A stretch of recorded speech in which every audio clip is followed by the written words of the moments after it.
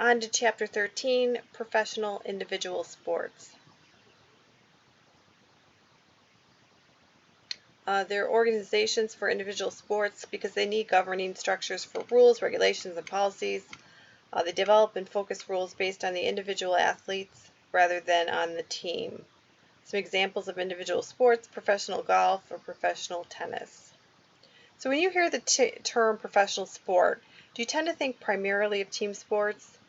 I know that's where my mind goes. I mean, I know that there are individual sports, but I think of teams first. Why do you think that is? Can you think of other individual sports that are not discussed here?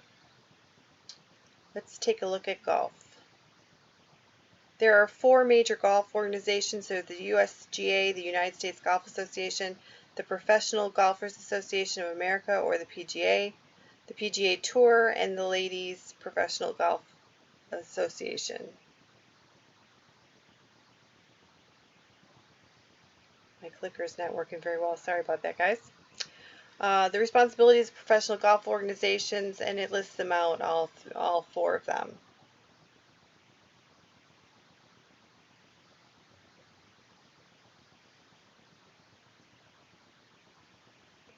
The USGA history and mission was established in 1894. Their mission can be seen there. As of 2017, there were 7,000 members, 8,000 member clubs. The main source of revenue is championships and broadcasting rights. So, under Golf Etiquette 101, you'll find the statement, unlike many sports, golf is played for the most part without supervision of a referee or umpire. The game relies on the integrity of the individual to show consideration for other players and to abide by the rules. Do you think that system works well? Or should golf have umpires or referees? Now, it's not that calls aren't ever made. We talked about a couple in class. One, a viewer was watching on TV and called in to say that Tiger Woods needed to take a penalty shot based on something he had done on one of the holes. And we talked about the woman who had a 57 stroke penalty because she was doing something. It matters how you line up where your caddy stands, and the caddy was standing. It was essentially drawing a line to the cup for the golfer to follow.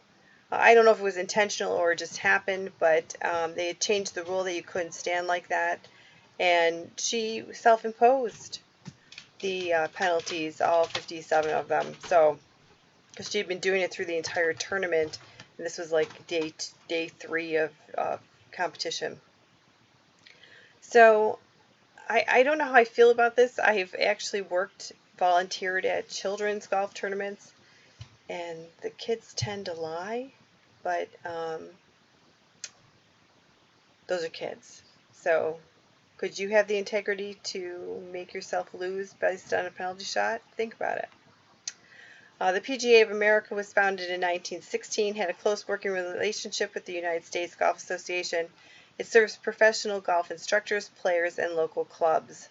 The Tour is the tournament division that organizes men's professional golf tours in North America, and it serves only professional athletes, no instructors.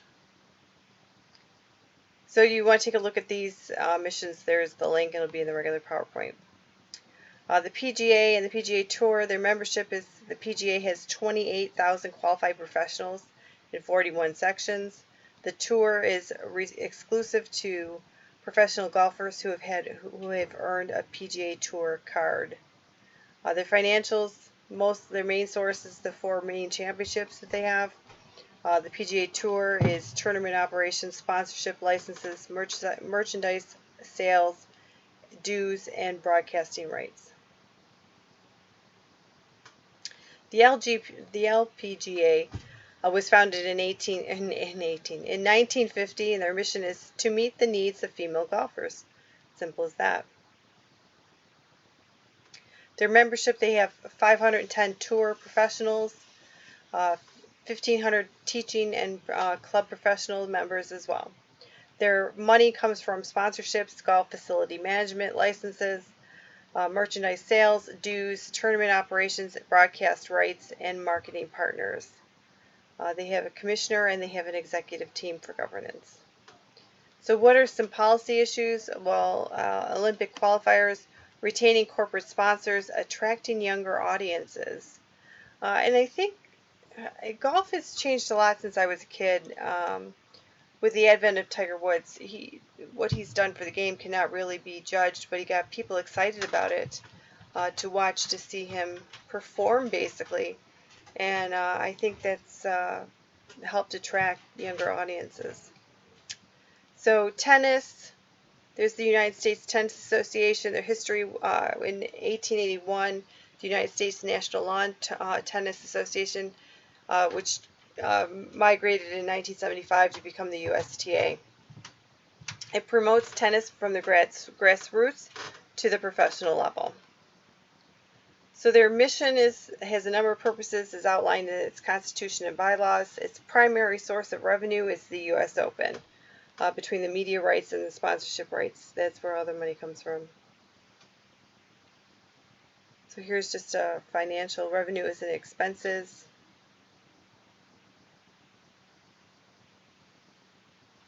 Here's their various divisions. They have the umbrella USTA, and it covers the community tennis division, the player development division, as well as the professional tennis division.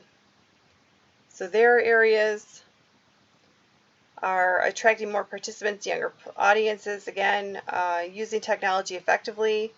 We can design the racket, change design in the racket. Would be a new technology, different sneakers, different balls for that matter. And what about performance enhancing drugs? Issue in very many sports. On to NASCAR, the National Association for Stock Car Auto Racing. The history is it began in 1948 by Bill France Jr. or Senior. The France family still owns it and operates it. In 1990, the television partnerships increased its reach. They make more than $3 million annually, which is not a small amount of chump change there. Main sources of revenue are racetrack revenues, corporate sponsorships, media rights, and licensed merchandise. The race car owners and drivers are all independent contractors. So some policy issues in NASCAR, declining attendance, reaching different demographics, and increasing the diversity on and off the track. It's not cheap to get involved in NASCAR, so you have to really be connected or have money yourself to get into it. I'm not a fan of NASCAR. I mean, it's just me particularly. I mean, I know they have a lot of fans, but they tend to be more regionalized than other sports. So what's your point of view? Golf, tennis, and NASCAR all want to attract younger viewers and reverse declining viewership. What would you suggest to these organizations and executives based on your viewing habits and those of your friends? So how would you get people to watch golf? How would you get people to watch tennis? How would you get people to watch NASCAR? And which do you think would be the easiest to get them to do? That's it for Chapter 13.